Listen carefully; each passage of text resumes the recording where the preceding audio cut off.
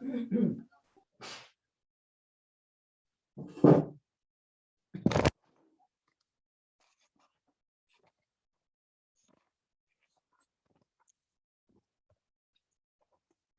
noches, señores. Vamos a comenzar la clase de hoy día.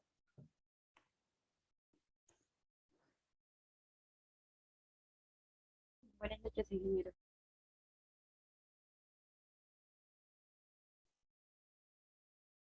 Miren, vamos a comenzar entonces la clase de hoy día.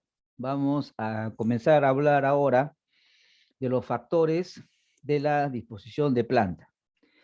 Los factores para una buena disposición de planta son 9.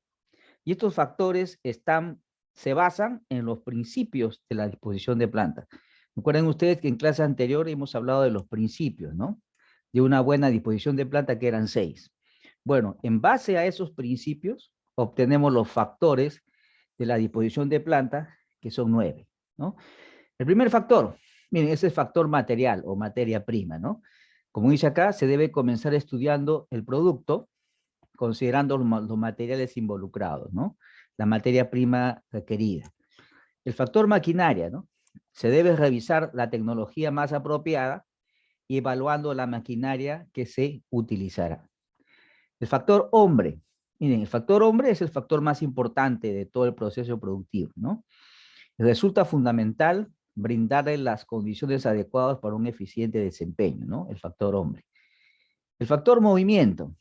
El factor movimiento, ¿no? El manejo de materiales, toma en consideración el movimiento que se efectúa desde que se reciben los materiales, durante el proceso de fabricación, hasta la red de distribución, ¿no? Eso es todo, eso es lo que entendemos por el factor movimiento. O sea, no solamente lo que se hace en la planta, sino también, ¿no? Fuera, hasta la red de distribución, si hubiera, ¿no?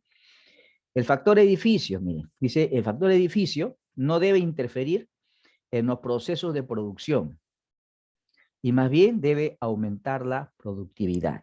Miren, si ustedes revisan cualquier libro de distribución de planta, van a encontrar que para cada uno de estos 9 factores hay bastantes cosas que hacer. Pero recuerden ustedes que el trabajo que van a hacer no es diseñar una nueva disposición de planta, sino hacer una redistribución de la planta, que es diferente, ¿no? Cuando uno diseña una planta, es muy importante todos estos 9 factores. Pero como ustedes van a hacer una redistribución de la planta, eso ya no es tan importante. Todo existe, ¿no? Ustedes ya encuentran la materia prima, ustedes ya encuentran la tecnología, la maquinaria, ya encuentran el personal, ustedes no lo han contratado, ¿no? Ya existe todo. O sea, prácticamente va a ser solamente descriptivo, ¿ya? Cuando estábamos hablando del factor edificio, mira, acá dice, cuando uno diseña una planta, no debe interferir en los procesos de producción, ¿no? Y más bien debe aumentar la productividad. Pero como ustedes van a hacer una redistribución de planta, este factor edificio es muy importante, porque en muchos casos sí va a interferir con los procesos de producción, ¿ya? Entonces tienen que tener bastante cuidado, porque la planta ya existe, ¿no? Yo no puedo romper el edificio, ¿no? Eso es una limitación grande. O sea, me interesa no solamente el área, sino también la forma que tenga la planta, ¿ya? Como vamos a ver más adelante, ¿ya? El factor espera. El factor espera se debe considerar los puntos de espera y almacenes. ¿Qué cosa es un factor espera? Son almacenamientos temporales, ¿no? Son los almacenamientos temporales, ¿no? En muchos casos, en un puesto de trabajo, el operario de ese puesto trabaja y a veces deja a un costado de su puesto lo que ha producido para que luego venga otro operario, otra persona y se lleve eso. Y va a estar ahí un determinado momento. Eso se llama factor espera, almacenamientos temporales, ¿no? Que se debe de considerar para una buena disposición, ¿no? De la planta. El factor 7 es el factor servicio.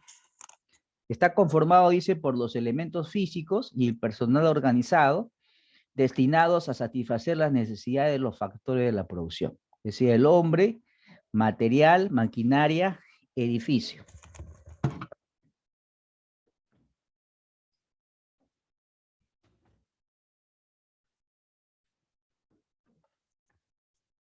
Bien, como decíamos, este factor servicio son los que están destinados a satisfacer las necesidades de los factores de la producción, que son el hombre, la materia prima, la maquinaria del edificio. ¿Qué servicio se le puede dar al hombre? Bueno, los tópicos, ¿no? De repente el tópico, ¿no?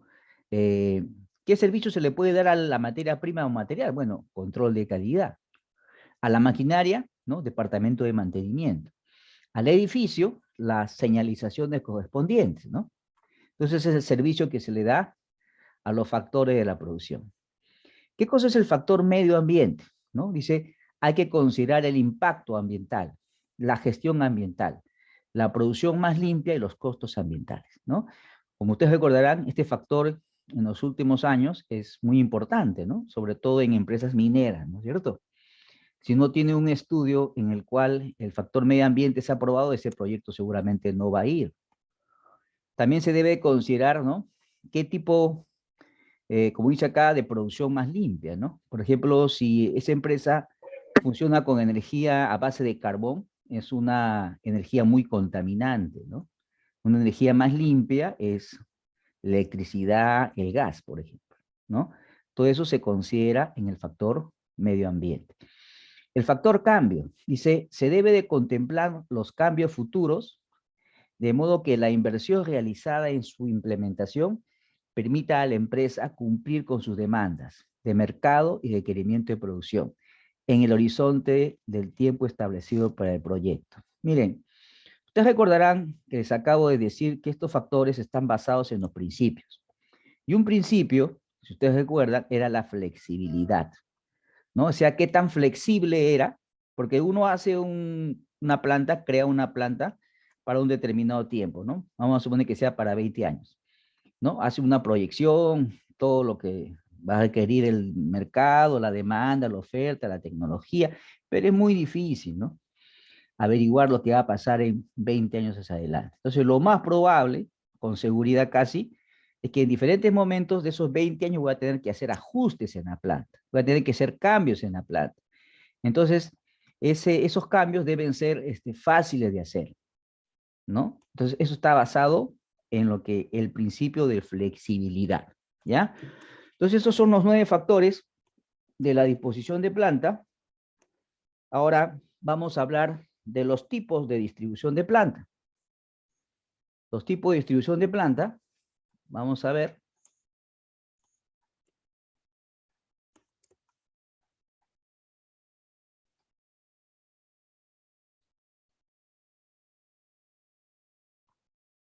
Miren, vamos a hablar los tipos de distribución de planta o tipos de disposición de planta o tipos de layout, que es lo mismo. Lo que nosotros estamos viendo en el curso es una distribución de una planta que fabrica algo, ¿no? Una empresa fabril. Pero yo puedo hacer disposiciones no solamente de una empresa fabril, ¿no? Aunque ese es lo central que estamos viendo, sino como dice acá, hay 7 tipos de layout o disposición de planta, que es lo mismo. Un layout de oficinas, o sea, cómo se puede distribuir una oficina. Layout de comercios, ¿no? Cómo podemos distribuir los comercios, me refiero a grandes empresas de supermercados. Layout de los almacenes. Layout de posición fija o de proyecto. Un layout de posición fija o de proyecto es cuando ese proyecto está ubicado en un solo lugar y a ese lugar acuden todos los demás. Por ejemplo, un edificio, ¿no? Cuando yo construyo un edificio, el edificio está localizado en un terreno, ¿no? Y ahí van los operarios, los materiales, etcétera, ¿no? O un puente, ¿no? O un barco, ¿no? Eso se llama un layout de posición fija o de proyecto. Layout orientada al proceso. El primer día de clase nosotros hablamos, ¿no?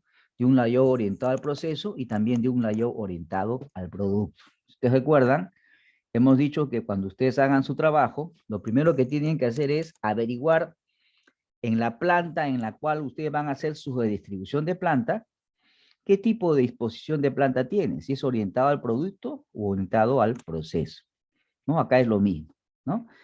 5, layout orientado al proceso. 6, layout de célula de trabajo. Y 7, layout orientado al producto. Son tipos de disposición de planta A nosotros nos interesa las 5 y las 7, que son las empresas fabriles, ¿no? También las 6, pero todo lo demás también se puede tratar, ¿no? Pero lo vamos a nombrar solamente. Bueno, acá un layout de oficina, ¿no? O sea, ¿cómo haría yo una disposición de una oficina? ¿Cuál sería el principio, no? Dice, requiere agrupar a trabajadores, a sus equipos y espacio de forma que se asegure un lugar de trabajo que sea cómodo, seguro y que facilite el movimiento de la información. Está con negrita. Entonces yo voy a hacer una disposición de la oficina, ¿no? Donde están las computadoras o lo que hubiera, o los equipos, ¿no? Pero, o los puestos de trabajo, ¿no? Los escritorios, pero que facilite el movimiento de la información. Eso es lo más importante en un layout de oficinas, ¿no?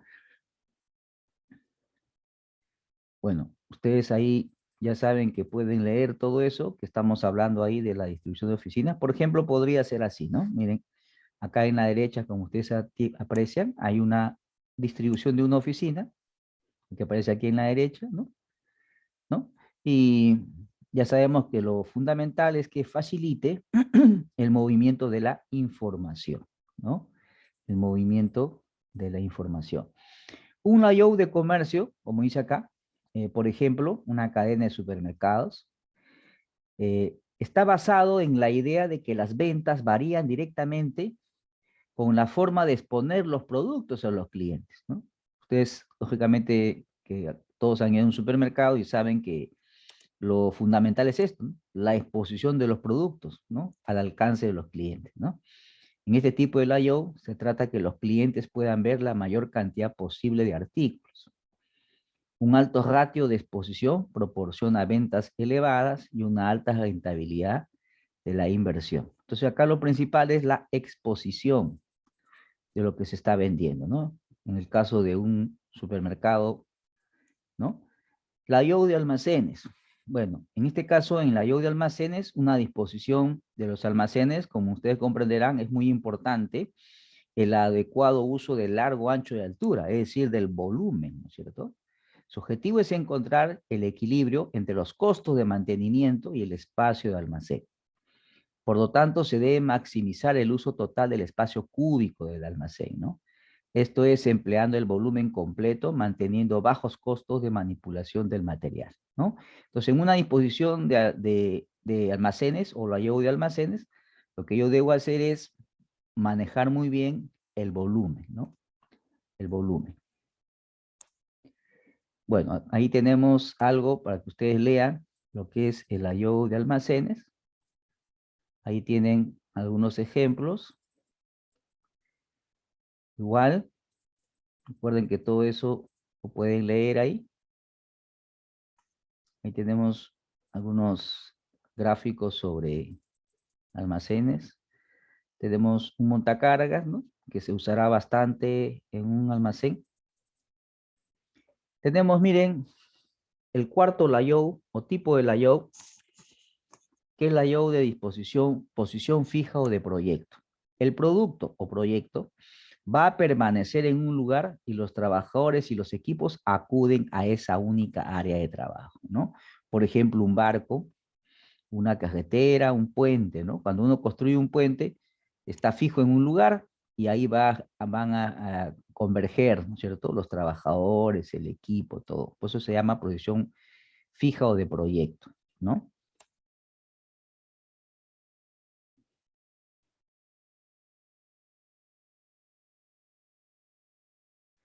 Miren, el layout orientado al proceso. Un layout orientado al proceso, ya hemos hablado de un layout orientado al proceso, como habíamos dicho el primer día de clase, ¿no? Eh, Vamos a volver a recordar acá, dice, se utiliza para una amplia variedad de productos, ¿no? Hay una gran variedad de productos o servicios a la vez, ¿no? Un layout orientado al proceso es la estrategia típica para bajos volúmenes de producción y una gran variedad de productos. Entonces, una planta orientada al producto, como ya sabíamos, ¿no? Tiene gran variedad de productos, pero bajo volúmenes de producción.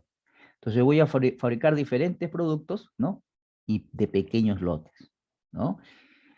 Como dice acá, cada producto o cada pequeño grupo de productos tiene una secuencia de operaciones diferente. Un producto o pequeño lote es fabricado moviéndolo de una sección a otra, según la secuencia requerida para este producto. Las máquinas están agrupadas según el tipo de proceso que realizan, ¿no? Recuerden ustedes que habíamos dicho que una planta orientada al producto, como se fabrica gran variedad de productos, pero volúmenes bajos de producción, o sea, pequeños lotes, cuando yo fabrico un lote pequeño y termino de fabricarlo, voy a fabricar otro producto diferente, otro lote pequeño. Entonces, yo cuando cambio de producto, voy a tener que preparar mi maquinaria. Y mientras voy preparando mi maquinaria para el nuevo producto, la maquinaria va a estar detenida. Luego comienzo a fabricar ese producto. Terminé, viene otro pequeño lote de producto diferente, igual. Entonces, por momentos, se va a observar que la planta, la máquina, ¿no? Está parada, por momentos.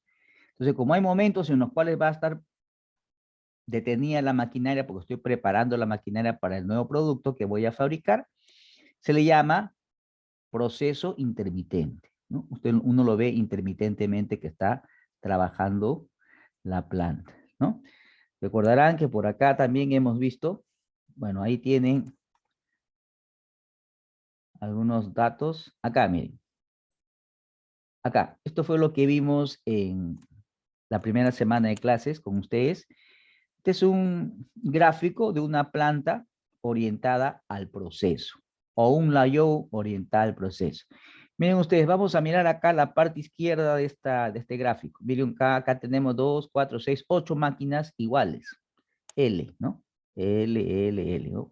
Esta área están referidas para máquinas de tipo L. Acá miren, acá hay 6 máquinas de tipo M. Acá tenemos máquinas tipo D, acá tenemos máquinas tipo G, acá tipo A. Entonces, esta es una planta oriental proceso o un layout oriental proceso, ¿no? Si yo necesito las maquinarias de tipo D, me voy acá.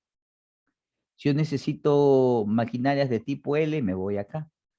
O de tipo G, me voy acá, ¿no? ¿Qué pasa si de repente se me malogra una máquina de tipo L, por ejemplo, acá? No pasa nada, cojo otra máquina porque tengo varias y sigo trabajando. Esa es una ventaja de una planta orientada al proceso, porque en una planta orientada al producto, en muchos casos, cuando se me malogra una máquina, me va prácticamente a paralizar toda la producción. En cambio acá no. Acá son áreas de maquinarias iguales. Miren, esta línea punteada que aparece acá, quiere decir que no necesariamente acá hay paredes, ¿no? Es simplemente una línea imaginaria, ¿no? Este es un área reservada a este tipo de maquinaria, por ejemplo, tornos. Esta es otra área reservada a este tipo de maquinaria, por ejemplo, fresadoras y así. Es un ejemplo clásico de una planta orientada al proceso, ¿no? O un layout orientado al proceso, ¿no? Acá tenemos otro gráfico de una planta oriental al proceso, ¿no? Que se le llama también producción tipo taller, ¿no? Acá tenemos, miren, tornos, 8 tornos, fresadoras, 6 fresadoras, para ensamblar 4, para taladrar 4, para acabado 6. Y acá tenemos el almacén. Es una planta orientada al proceso, ¿ya? Bueno, acá tenemos otro que es lo mismo. Bueno, acá ya dice cómo se fabrica, ¿no? Pasa a todo, ¿no? Recuerden que en una planta orientada al proceso se fabrican muchos productos, ¿no? Variedad de productos, pero poco volumen de producción, ¿no? Como hay poco volumen de producción, una vez que yo terminé de fabricar ese pequeño lote, preparo mi maquinaria y está detenida. Llega otro pequeño lote, comienzo a fabricar, luego se detiene para fabricar otro. Como se detiene cada cierto tiempo, se le llama que es un proceso intermitente, ¿no? Así se le llama, ¿no? Un ejemplo de una planta orientada al proceso es una empresa metalmecánica, ¿no? Es una empresa de hilados, ¿no? Si alguien conoce una empresa de hilados, a veces también una empresa de confecciones, tienen máquinas similares, ¿no? Bueno, también tenemos un layout, otro tipo de layout o disposición de planta por células de trabajo. Dice, se basa en la agrupación de productos que tienen las mismas características en familias y asigna grupos de máquinas y trabajadores para la producción de cada familia. Miren, en muchas empresas se fabrican muchos productos, ¿no? En muchas empresas que son más o menos medianas o grandes, se fabrican muchos productos. Y muchos de ellos están agrupados en familia, ¿no? De repente tengo una familia de pantalones, diferentes tipos de pantalones, familia de polos, diferentes tipos de polo y así, ¿no? Están agrupadas en familia. Entonces, para cada una de estas familias, como dice acá, se le va a asignar grupos de máquinas y trabajadores para esta producción, ¿no? Esto reorganiza a personas y máquinas que normalmente estarían dispersas en diferentes secciones en un grupo de forma que pueden centrarse en la producción de un único producto o grupos de productos relacionados, ¿no? Miren, recuerden ustedes también que cuando ustedes hagan el trabajo, entregamos el primer día de clases todos los pasos que ustedes tenían que hacer, ¿no? Y habíamos dicho que si alguien lo hace en una empresa mediana o grande, ¿no? Seguramente habrán familias de productos. Y recuerden que nosotros habíamos dicho que ustedes tenían que primero determinar el producto patrón, o sea, el producto más importante, ¿no?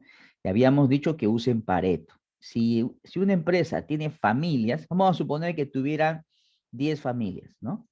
Ustedes van a hacer un Pareto para todas las familias y van a determinar cuál es el producto patrón para las familias. Vamos a suponer que tengan un determinado tipo de familia, familia de pantalones, por ejemplo. Una vez que yo ya sé cuál es mi familia patrón, dentro de esa familia hay otro montón de productos. Vuelvo a hacer mi Pareto y ahí determino cuál es mi producto patrón. Entonces, si yo tengo una empresa que es bien grande, que ya está ordenado por familias, primero hago un Pareto para determinar mi familia patrón. Una vez que determiné mi familia patrón, dentro de esa familia hay muchos productos más. Ahí hago otra vez el Pareto y ya determino mi producto patrón, ¿no? De esa manera voy a proceder. Si no es tan grande la empresa, tengo muchos productos, pero es una sola familia, bueno, de frente, ¿no? Hago mi Pareto para determinar cuál es mi producto patrón, ¿ya? Bueno, un layout, bueno, ya hemos conversado de justamente el layout de célula de trabajo. Ustedes lo leen ahí, cuáles son las ventajas, desventajas. Eh, Vamos a continuar acá. Miren, un layout orientado al producto, ¿no? Recuerden ustedes que el primer día de clases habíamos visto que habían 4 tipos de disposición de planta, ¿no? Pero al final había uno que era algo ideal, ¿no? Eso no lo consideramos. Y habían 2 que eran muy parecidas, ¿no? Y al final nos quedamos entonces básicamente con 2 tipos de planta, ¿no? Orientada al producto u orientada al proceso, ¿no? Básicamente es eso. Ya acabamos de recordar una planta orientada al proceso. Vamos a ver ahora a recordar un layout o planta orientada al producto. Dice, está organizado alrededor de un producto o familia de productos similares, ¿no? Que tiene altos volúmenes de producción y baja variedad de productos. La producción repetitiva y la producción continua utilizan la layout orientada al producto. Básicamente hay 2 tipos de layout orientada al producto. Una línea de fabricación y una línea de montaje. Una línea de fabricación produce componentes, dice, como por ejemplo neumáticos de automóvil o componentes metálicos para una refrigeradora a través de una serie de máquinas. Esta es línea de fabricación. Una línea de montaje, ¿no? O ensamblaje, ensambla los componentes fabricados en una serie de estaciones de trabajo. Miren, recuerden también que nosotros dijimos que si ustedes tienen una planta orientada al producto, cuando ustedes hagan su trabajo, si ustedes tienen una planta orientada al producto, en un determinado momento, voy a tener que hacer un balance de línea. Si yo tengo una planta orientada al proceso, no estoy obligado a hacer un balance de línea. Pero si tengo una planta orientada al producto, sí. ¿Ya? Y ustedes recordarán que cuando hemos visto el ciclo pasado, balance en línea, habían dos tipos de balance, ¿no? Justamente acá, miren, un balance de una línea de fabricación y un balance de una línea de montaje. Para balancear una línea de fabricación, lo que nosotros hacíamos es aumentar puestos de trabajo, ¿no? Aumentar puestos de trabajo. Y cuando yo balanceaba una línea de montaje o de ensamblaje, no tenía nuevos puestos, sino yo agrupaba puestos. Y esa agrupación se llamaba estaciones de trabajo. Entonces, si yo tengo una planta oriental al producto, en algún momento de su trabajo yo voy a hacer un balance de línea. Recuerden que al final, cuando ustedes hagan su propuesta de distribución de planta, esa propuesta de distribución de planta que ustedes van a hacer, la van a comparar con el balance de línea. No puede haber contradicción. Si mi propuesta contradice al balance de línea, sería absurdo. ¿Por qué? Porque miren, ¿para qué yo hago una distribución de plantas? ¿Para qué? Para aumentar la productividad. ¿Y para qué yo hago un balance? Para alcanzar una determinada producción, tratando que los tiempos se reduzcan, ¿no? Un producto pasa por diferentes puestos y cada puesto tiene un tiempo que se demora en fabricar, ¿no? Si yo, tal como está, no puedo alcanzar una determinada producción, entonces me conviene hacer un balance en línea, ¿no? Si yo fabricaba 100 y necesito 150, tengo que hacer un balance en línea para poder alcanzar esos 150. Por eso les decía, si cuando yo hago mi propuesta contradice al balance, significaría que yo ni siquiera podría alcanzar los 150 que estoy buscando y sería absurdo, porque lo que yo quiero es aumentar la productividad y eso ni siquiera me daría eso, ¿ya? Entonces, eso lo vamos a ver más adelante, pero recuerden, si ustedes tienen una planta orientada al producto, por ejemplo, una línea de ensamblaje de algo, estoy obligado a hacer un balance en línea. Si tengo una planta orientada al proceso, no es necesario hacer un balance en línea, ¿ya? Bueno, por ejemplo, una planta orientada al producto podría ser así, ¿no? Miren, hay materia prima A, me pasa por estas máquinas, L, L, M, D, G y así, ¿no? Como ustedes aprecian. Material B pasa así, ¿no? Este es un gráfico de una planta orientada al producto. Miren, vamos a imaginarnos acá, miren, acá que de repente estoy en la D, en este D de acá arriba. Vamos a imaginarnos que acá esta máquina se me malogra, ¿ya? Esta máquina D, miren, se me malogra. Si se me para, esta línea que va por material A, por acá, prácticamente me paraliza la producción. ¿Ya? Es una desventaja de una planta orientada al producto. Lo que no sucede en una planta orientada al proceso, ¿no? Si una máquina se me malogra, cojo otra, similar, ¿no? Porque tengo varias del mismo tipo. Acá no. Aquí me corta o me paraliza la producción. Ya esa es una desventaja de una planta orientada al producto. Una ventaja sería que yo puedo fabricar un alto volumen, ¿no? Puedo fabricar un alto volumen de esa producción, ¿ya? Bueno, acá están ensamblándose, miren, un automóvil, ¿no? Bueno, y ahí observan el ensamblaje de un automóvil.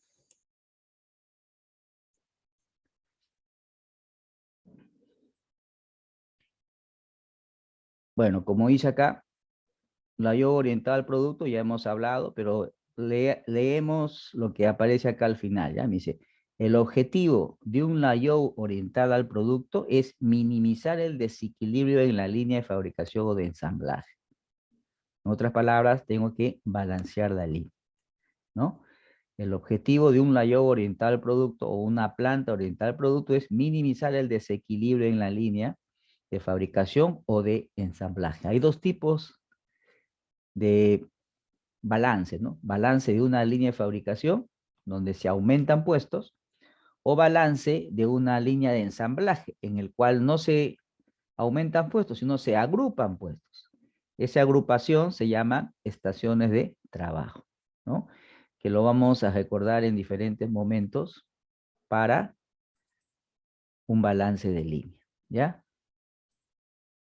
Bueno, entonces miren, hemos vuelto a recordar algo importante, que son una planta orientada al producto, para lo cual en algún momento tendré que hacer un balance de línea, y una planta orientada al proceso, que no es necesario hacer un balance de línea. Bueno, acá en estas diapositivas aparecen algunos ejemplos del balance de una línea de ensamblaje, ¿ya? Pero eso lo vamos a ver poco más adelante. Pero vamos a recordar lo siguiente. Mire, vamos a hablar ahora de lo que es un balance de línea, ¿no? Miren, antes de continuar, he estado viendo lo que nos queda antes del examen parcial y ya hemos determinado la fecha para el examen parcial, ¿ya? El examen parcial va a ser el sábado 25 de septiembre, ¿ya? El examen parcial será el sábado 25 de septiembre. Si ustedes han observado ahí su aula habitual, ya está, ¿no? Ya está ahí el esquema para el examen parcial, ¿ya? Entonces ya sabemos que el sábado 25 de septiembre es el examen parcial. Ya saben ustedes, es el mismo esquema que se ha tomado en la práctica, ¿no? El examen parcial dura 1 hora y 40 minutos y todo lo demás es lo mismo que en la práctica que han dado, ¿ya? Entonces no se olviden, no vayan a faltar, señores, porque no se vuelve a tomar, ¿no? Salvo que a ustedes lo operen de algo, ¿no? Tendría que demostrarlo, ahí sí se vuelve a tomar. Después no se toma. Si ustedes sufren un accidente o tienen que operarlo, ahí sí se les tomaría, ¿no? Si no, pues, si no, no se va a tomar, ¿no? Bueno, entonces vamos a recordar lo que es un balance de línea, ¿ya? Antes de, acá hemos anotado algo, por favor lean un par de minutos lean lo que aparece ahí y luego lo vamos a explicar, ¿ya?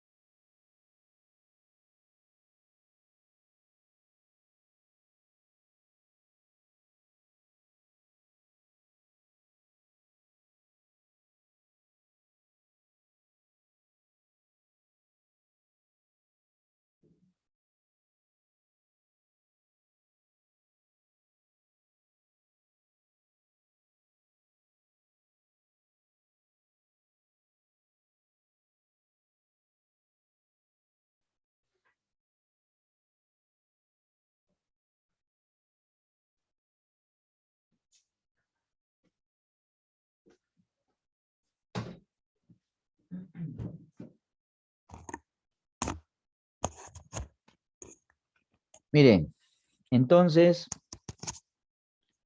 vamos a comenzar a ver ahora, a partir de la próxima clase, ¿no? Lo que es una planta orientada al proceso y una planta orientada al producto. Cuando me hablen de una planta orientada al producto, básicamente lo que vamos a hacer es balancear la línea.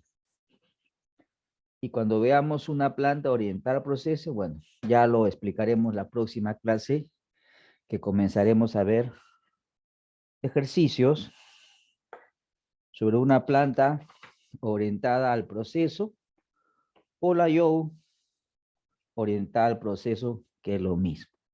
¿Ya? Vamos a hablar ahora del balance de línea, ¿no? Estábamos hablando de una planta orientada al producto o la yo orientada al producto, y habíamos dicho que íbamos a hacer siempre en esta parte un balance en línea. Y hay dos tipos de balance en línea.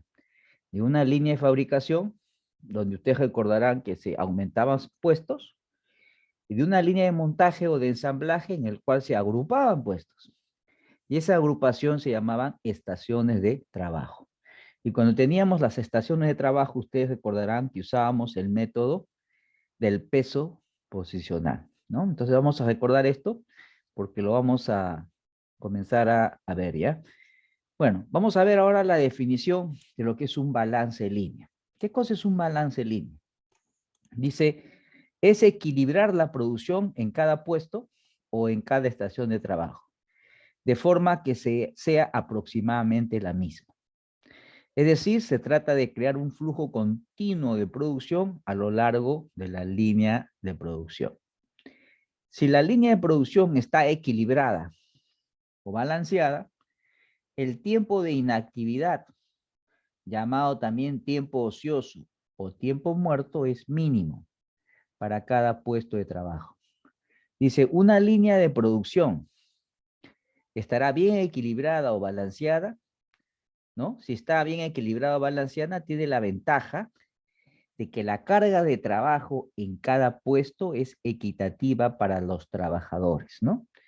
El objetivo de balancear una línea de producción es minimizar el desequilibrio de la línea, ¿no? Bueno, todo esto que hemos leído acá con ustedes, lo vamos a explicar en el siguiente diagrama. Miren, vamos a imaginar que yo fabrico un producto y esos productos pasan por 4 puestos, que es mentira, ¿no? Va a pasar por muchos más, pero vamos a imaginar que sean solamente 4, ¿no? El puesto de trabajo 1, puesto 2, puesto 3, puesto 4 o operaciones, ¿no? En la operación 1 demora 1.2 minutos, la operación 2 demora 2.10 minutos, la operación 3, 3.12 minutos, y la operación 4, 2.34 minutos. Mire, vamos a imaginarnos que es así, ¿no? Solamente 4 operaciones, ¿no? Pero en realidad son muchas más, ¿no? Son 30, 40, 50 operaciones por las cuales pasa un producto para ser fabricado. Pero vamos a imaginar que sean 4 y estos son los tiempos de fabricación. Si a mí me preguntasen, ¿en qué tiempo se fabrica una unidad de producción? Por si acaso, yo no voy a decir en la suma, O sea, no es, ¿no? 1.2 más 2.10 más 3.12 más 2.34, no. Sino es en el mayor tiempo. El mayor tiempo, como ustedes aprecian acá, es en la operación 3, ¿no? Que es 3.12 minutos. Como ese es el mayor tiempo, es el peor tiempo, ¿no? Porque miren, el operario o la máquina que está acá en la operación 3 fabrica una unidad en 3.12. El que está en la operación 4 fabrica en menos tiempo, 2.34. En la operación 2, 2.10 y en la operación 1, 1.2 minutos. Entonces, ¿quién es el peor operario o el peor tiempo? El que esté en 3. Justamente como este es el peor, ese es el que marca el ritmo de la producción. Entonces, a mí me preguntan, ¿cuál sería el tiempo de ciclo? ¿No? O cadencia, o cuello de botella, es el mayor tiempo. En este caso, 3.12 minutos, el mayor tiempo. Eso sería el tiempo de ciclo, ¿no? Recuerden ustedes que así nosotros le hemos llamado el ciclo pasado cuando veíamos ingeniería de métodos 1. Pero también le puedo llamar cadencia, ¿no? O cuello de botella. Entonces, ¿en qué tiempo se fabrica este producto? En el mayor tiempo, en 3.12 minutos, ¿no? Esa sería la cadencia, ¿no? Y también, como ustedes recordarán, ya hemos visto capacidad, ¿no? Hemos visto capacidad de producción, ¿no? Y la capacidad de producción es esta, el mayor, 3.12, ¿no es cierto? Esa es la capacidad de producción, ¿no? La producción, capacidad de producción real, ¿no? Ahora, miren, entre el tiempo 1.2 y 2.10 y 3.12 y 2.34, estos tiempos son diferentes, ¿no? Son bastante diferentes, ¿no? Entonces acá van a haber tiempos ociosos, ¿no? En toda esta línea, que son solamente para la explicación 4 puestos, habrán tiempos ociosos. ¿Cuáles serán los tiempos ociosos?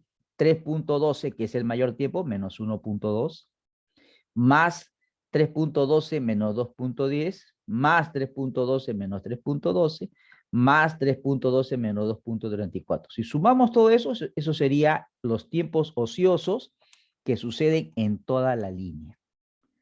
Pero yo estoy acá restando, perdón, en cada uno de los puestos, ¿no? Acá pueden haber 40, 50 operaciones o actividades. Entonces, para no estar haciendo eso, yo puedo calcular, miren, los tiempos ociosos o inactivos o tiempos muertos con esta fórmula, ¿no?